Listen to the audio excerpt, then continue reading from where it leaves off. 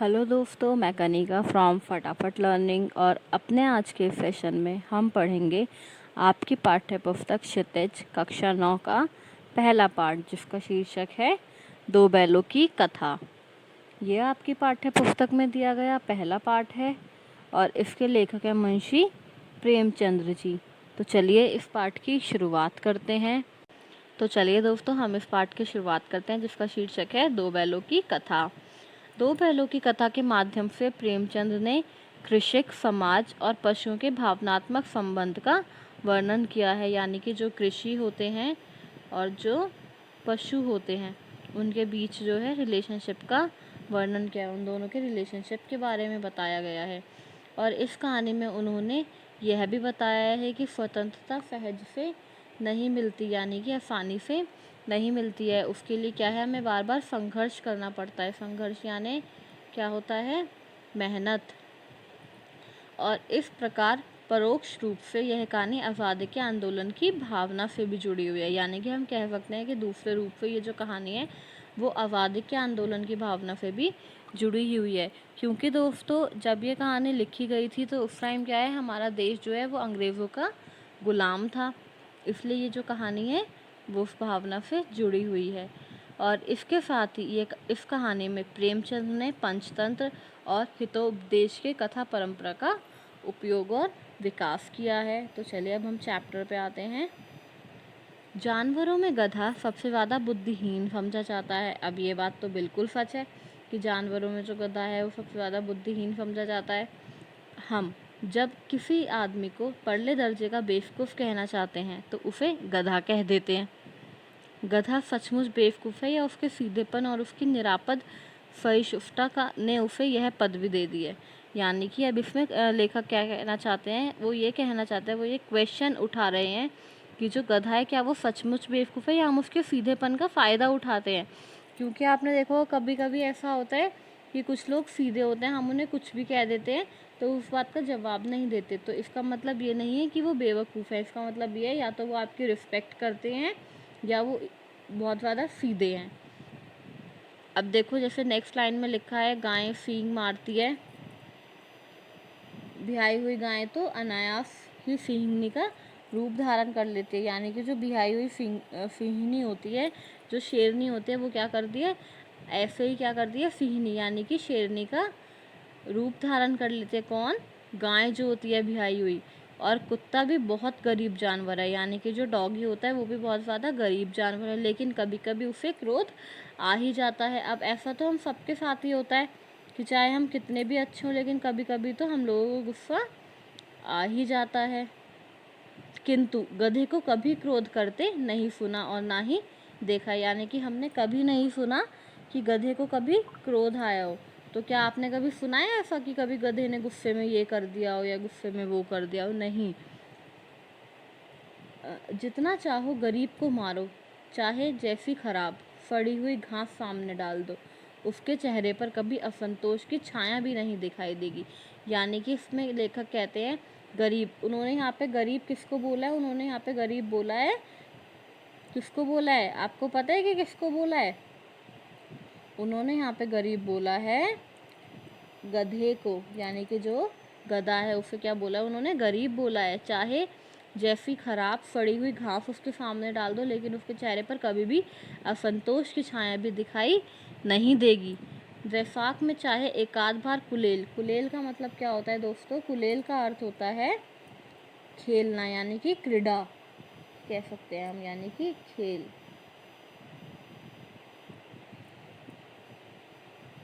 अब देखो, पर हमने तो उसे कभी खुश होते ही नहीं देखा। अब वैशाख क्या है, वैशाख जो है वो गधे की जन्म का महीना भी माना जाता है, ठीक है, पर हमने तो उसे कभी खुश होते ही नहीं देखा। उसके चेहरे पर एक विषाद स्थायी रूप से छाया रहती है। यानी कि हमेशा ही उसके चेहरे पर क्या है, एक छाया रहती है। विषाद का मतलब क्या होता है यहाँ पर, विषाद का मतलब है उदासी, यानी कि सैडनेस। सुख दुख हानि लाभ किसी भी दशा में उसे बदलते हुए नहीं देखा है। यानी कि जो गधा है उसे हमने चाहे सुख हो दुख हो, कभी उसका फ़ायदा हुआ हो नुकसान हुआ हो, किसी भी दशा में यानी किसी भी सिचुएशन में हमने उसे बदलते हुए यानी कि चेंज होते हुए नहीं देखा है।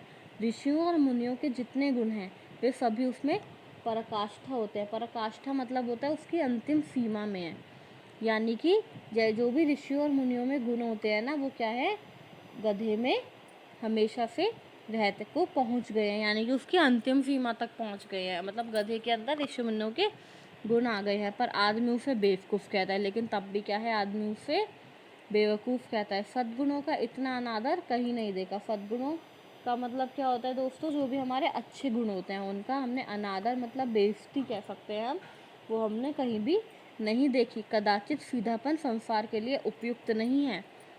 कदाचित यानी कि हम कह सकते हैं कि जो सीधापन है वो क्या है, संसार के लिए उपयुक्त नहीं है, यानी कि अच्छा नहीं है। अब ये तो आजकल की जनरेशन या आजकल की सिचुएशन को देखते हुए सभी कहते हैं कि आप जितने सीधे होगे ना, दुनिया आपको उतना ही बेवकूफ़ बनाएगी, और अगर आप जितना दूसरों को दबा के रखोगे तो दुनिया उतनी ही आपके सामने झुकती जाएगी। लेकिन ऐसा नहीं है। मैं ये नहीं कहूँगी कि आपको कभी आवाज़ ही नहीं उठानी चाहिए, लेकिन हाँ, जहाँ आपके साथ गलत हो रहा हो वहाँ आपको आवाज़ उठानी चाहिए। देखिए ना, भारतवासियों को अफ्रीका की में क्या दुर्दशा हो रही है। अब देखिए ना, भारत में जो है, भारतवासियों की अफ्रीका में क्या दुर्दशा हो रही है। क्यों? अमेरिका में उसमें घुसने नहीं दिया जाता। बेचारे शराब नहीं पीते, 4 पैसे कुफमे के लिए बचा कर रखते हैं, जी तोड़कर काम करते हैं, किसी से लड़ाई झगड़ा नहीं करते, और 4 बातें सुनकर गम का खा जाते हैं, फिर भी बदनाम है।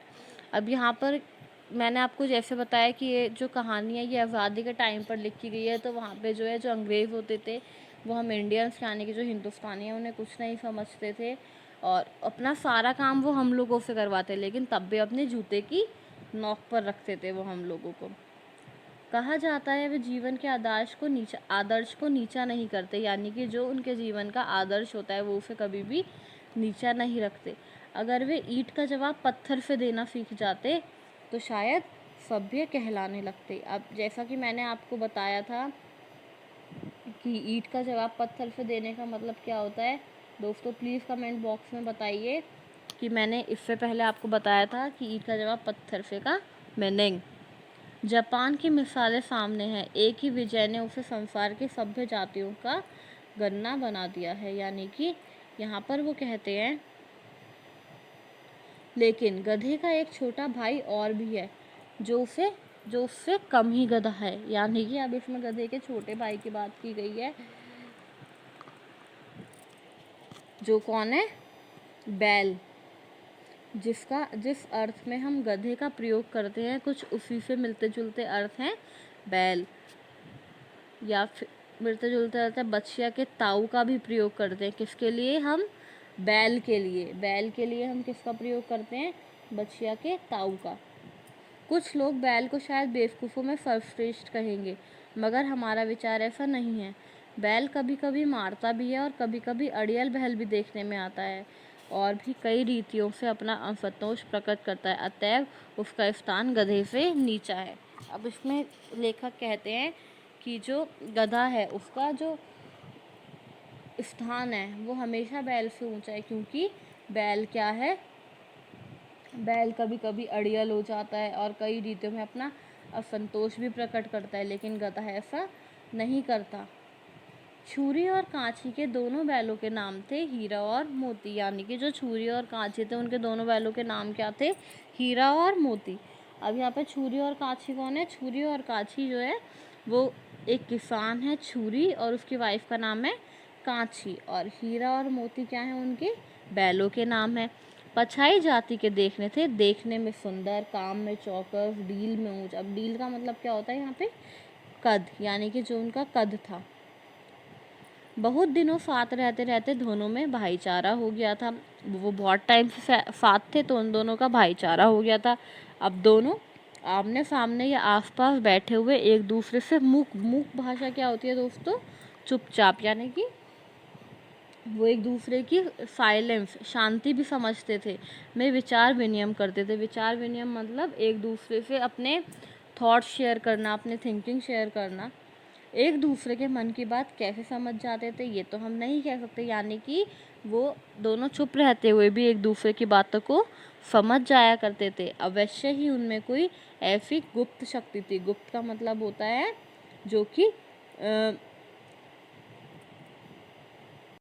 जो कि किसी को पता नहीं है कि उनके अंदर ऐसी कौन सी शक्ति थी जिससे वो एक दूसरे के मन की बात को समझ जाते थे, जिससे जीवों की में श्रेष्ठता का दावा करने वाले मनुष्य वंचित हैं। अब दोनों एक दूसरे को चाट कर और सूंघ कर अपना प्रेम प्रकट करते थे। प्रकट मतलब दिखाते थे वो एक दोनों को, एक दूसरे को सूंघ कर और चाट कर अपना प्रेम।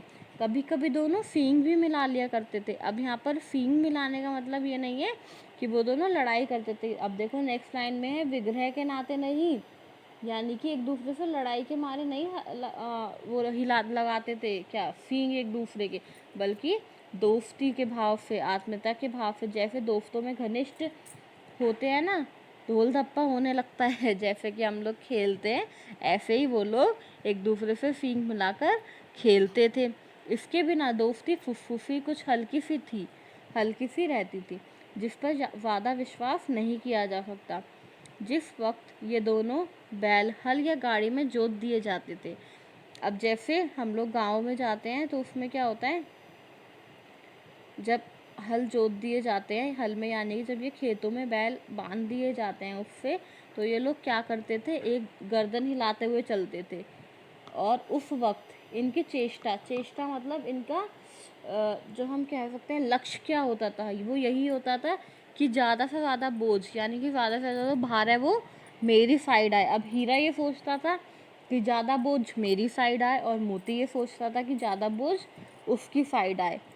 अब दिन भर के बाद दोपहर या संध्या को दोनों खुलते, यानी कि जब वो खेत जुत जाता तो उसके बाद उन दोनों को खोल दिया जाता था, और उसके बाद वो एक दूसरे को चाट चूट कर अपने थकान मिटा लिया करते थे। नाद में खली भूसा पड़ जाने पर, अब दोस्तों यहाँ खली भूसा क्या है, खली भूसा जो है वो गाय का खाना होता है। पड़ जाने के बाद दोनों साथ उठते, साथ नाद में मुंह डालते और साथ ही में बैठते थे। एक मुंह हटा लेता तो दूसरा भी हटा लेता था, यानी कि अगर एक नहीं खाता था तो दूसरा भी नहीं खाता था। अब यहाँ पर संयोग की बात यह है, झूरी ने एक बार गोई को ससुराल भेज दिया। अब गोई क्या होती है, गोई होती है जोड़ी, किसकी, बैलों की जोड़ी को उन्होंने क्या कर दिया, अपने ससुराल भेज दिया।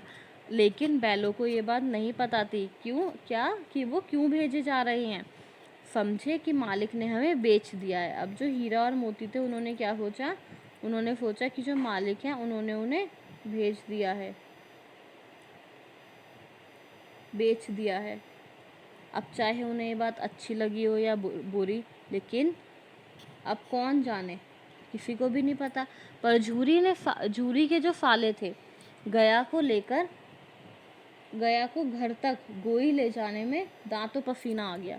अब यहाँ पे मैंने आपको बताया था दांतों पसीना आने का मतलब क्या होता है। दांतों पसीना आने का मतलब होता है कठिन परिश्रम लग गया, उनको बहुत ज़्यादा मेहनत लग गई, जिससे दोनों हीरा और मोती को गया ले जाने में। अब दोस्तों यहाँ पे गया क्या, गया उनके गांव का नाम है।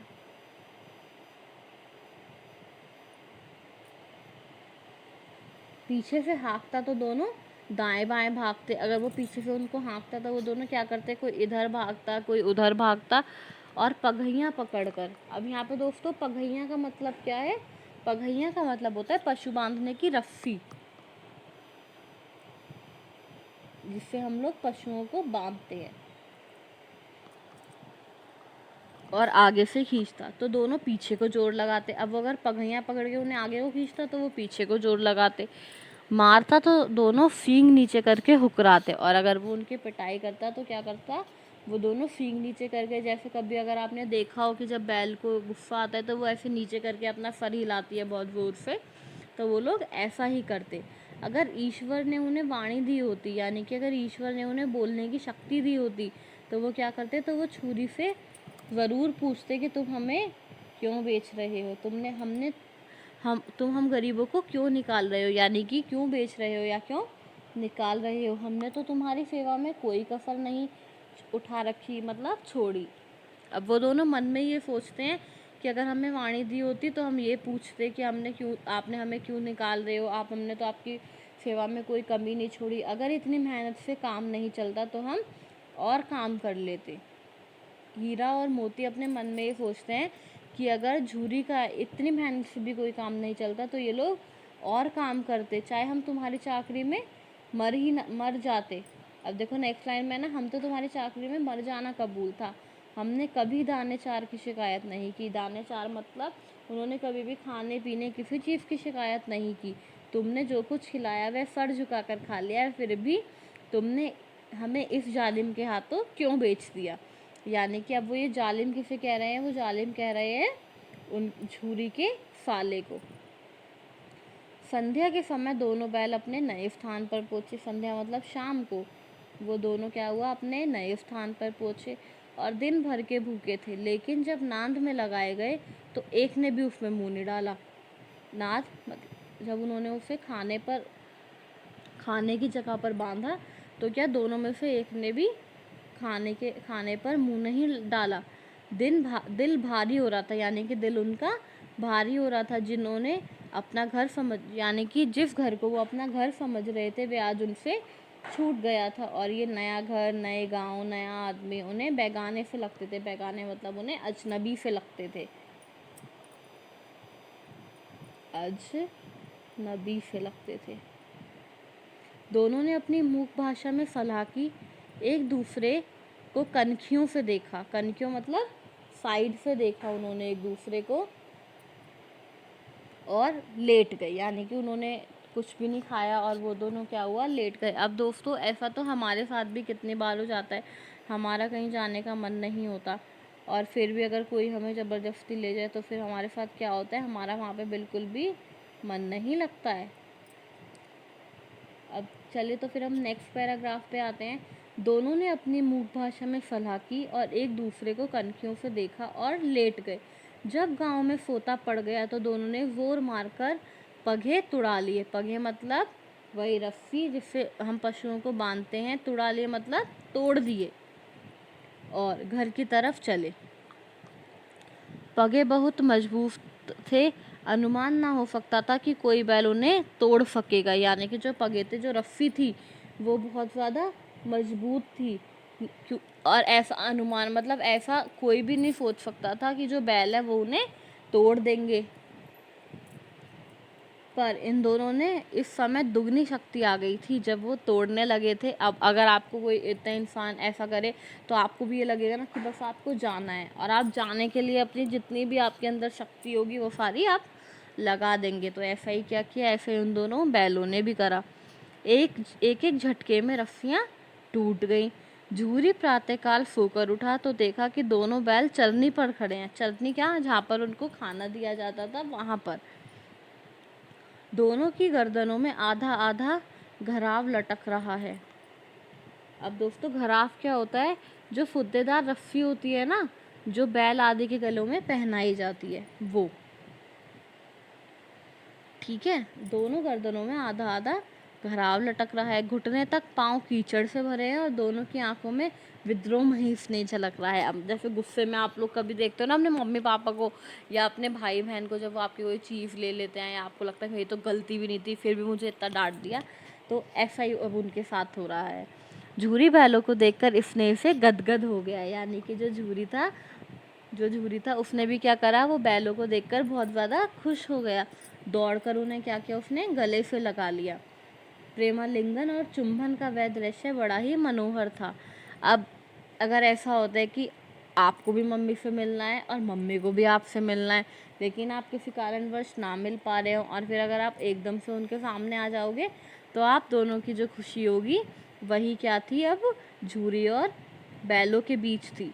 घर और गांव के लड़के जमा हो गए और तालियां बजा बजा कर उनका स्वागत किया। यानी कि जो घर और गांव के लड़के थे वो क्या हो गए, वो इकट्ठे हो गए और उन्होंने क्या किया, ताली बजा बजा कर उनका स्वागत करने लगे। गांव में यह घटना अभूतपूर्ण न होने पर भी महत्वपूर्ण थी। यानी कि ये जो घटना थी वो बहुत ज़्यादा महत्वपूर्ण थी। बाल सभा ने निश्चय किया कि दोनों पशुवीरों को अभिनंदन पत्र देना चाहिए। यानी कि जो बाल सभा थी उसने यह निर्णय लिया कि दोनों जो पशुवीर थे उन्हें क्या किया जाए, अभिनंदन पत्र देना चाहिए। कोई अपने घर से रोटियां लाया और कोई गुड़, कोई चोकर, कोई भूसी। ठीक है, तो सब अपने घर से उन दोनों बैलों के लिए कुछ ना कुछ खाने को लेकर आए। एक बालक ने कहा, ऐसे बैल किसी के पास ना होंगे। उसमें से एक बालक कहता है कि ऐसे जो बैल हैं वो तो किसी के पास नहीं होंगे। दूसरे ने समर्थन किया, इतनी दूर से दोनों अकेले चले आए। तीसरा कहता बैल नहीं है, वो उस जन्म के आदमी हैं। इसका प्रतिवाद करने का किसी को साहस ना हुआ। यानी कि जब वो लोग आपस मतलब ऐसे खड़े होकर बोल रहे थे तो इसका प्रतिवाद मतलब होता है इसकी हम कह सकते हैं कि उसकी बात काटी नहीं किसी ने भी। झूरी की स्त्री ने बैलों को द्वार पर देखा तो जल उठी। यानी कि जो झूरी की बीवी थी, पत्नी थी, वो उनको देखकर बिल्कुल भी खुश नहीं। बोली कैसे नमक हराम बैल हैं, एक दिन वहाँ काम ना किया, भाग खड़े हुए। ठीक है, तो उनकी जो वाइफ थी उसने बोला कि कैसे नमक हराम बैल हैं कि एक दिन भी वहाँ काम नहीं किया और यहाँ पर आ गए। झूरी अपने बैलों पर ये आक्षेप ना सुन सका। यानी कि जो झूरी था वो अपने बैलों पर आक्षेप को हम कह सकते हैं कि एक तरीके का दोष। ठीक है, अब हम कहाँ पे थे दोस्तों? आक्षेप ना सुन सका। नमक हराम क्यों है? चारा दाना ना दिया होगा तो क्या करते? यानी कि जो झूरी है वो कहता है कि उन्हें खाने को नहीं दिया होगा तो वो बेचारे क्या करते? स्त्री ने रोब के साथ कहा बस तुम ही तो बैलों का खिलाना जानते हो, और तो सभी पानी पिला पिला कर रखते हैं। तो जो उनकी बीवी थी उन्होंने बड़े गुस्से में या रोब से कहा कि तुम ही तो बस बैलों को खाना खिलाना जानते हो और तो सब पानी पिला पिला कर रखते हैं ना। तो झूरी ने चिढ़ाया चारा मिलता तो क्यों भागते? स्त्री चिड़ी। यानी कि कभी कभी ऐसा होता है कि आप अपने भाई को जानबूझकर चिढ़ा रहे होते हो और फिर वो चिढ़ जाता है। तो ऐसे ही झूरी ने क्या किया, अपनी बीवी को चिढ़ाया और स्त्री जो है वो चिढ़ गई और उसने क्या किया, भागे। इसलिए कि वो लोग तुम जैसे बुद्धुओं की तरह बैलों को फैलाते नहीं हैं, खिलाते हैं तो रगड़कर जोतते भी हैं। ये दोनों ठहरे कामचोर, भाग निकले। अब देखूं कहाँ से खली और चोकर मिलता है, सूखे भूसे के सिवा कुछ नहीं दूंगी, कच खाएं चाहे मरे। यानी कि जो स्त्री है वो गुस्से में कहती है कि तुम ही तो बस बैलों को खिलाना जानते हो और तुम जैसे बुद्धों की तरह नहीं है मेरे घर वाले। वो अगर इन्हें खिलाना जानते हैं तो इन्हें रगड़कर जोतते भी हैं। यानी कि खेतों में उनको जोतते भी हैं, उनसे मेहनत भी कराते हैं। और ये दोनों क्या हैं? ये दोनों कामचोर हैं, इसलिए वहाँ से भाग निकले। अब उसकी वाइफ आगे क्या कहती है कि अब देखती हूँ कहाँ से खली और चोकर मिलता है, सूखे भूसे के सिवा इन्हें कुछ नहीं दूंगी, चाहे खाएं चाहे मरे। और वही हुआ, मजदूर को कड़ी ताकीद कर दी। यानी कि जो मजदूर था उसको कैड़ा करके बोल दिया उसकी स्त्री ने कि बैलों को खाली सूखा भूसा दिया जाएगा। बैलों ने नाद में मुंह डाला तो फीका फीका, ना कोई चिकनाहट ना कोई रस, क्या खाएं?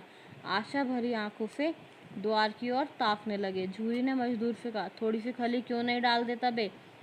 यानी कि झूरी ने जो है मजदूर से कहा कि थोड़ी सी खली क्यों नहीं डाल देता। तो अब वो बेचारा मजदूर, अब वो क्या करे? अब एक ने कहा डाल दो, दूसरी कह रही है नहीं डालो। तो फिर उसने बोला मालकिन मुझे मार ही डालेंगी, चुरा कर डाल ला ना दादा, पीछे तुम भी उन्हीं की फी करोगे। यानी कि अब जो मजदूर है वो कहता है कि अब झूरी ने तो कह दिया कि चुरा कर डाल दे, लेकिन अब वो मजदूर क्या कहता है कि नहीं दादा मैं नहीं डाल रहा, पीछे फिर तुम भी उन्हीं की फी करोगे। यानी कि पीछे तुम भी उनके कुछ नहीं बोलोगे, तो फिर वो बेचारा कैसे डाल दे। तो चलिए दोस्तों, अब हम इसका सेकंड पार्ट कल करेंगे और आशा करती हूँ आप सबको ये वीडियो बहुत ज़्यादा पसंद आया होगा। तो प्लीज़ इसे लाइक और शेयर ज़रूर करें और मेरे चैनल को सब्सक्राइब करना ना भूलें। Thank you.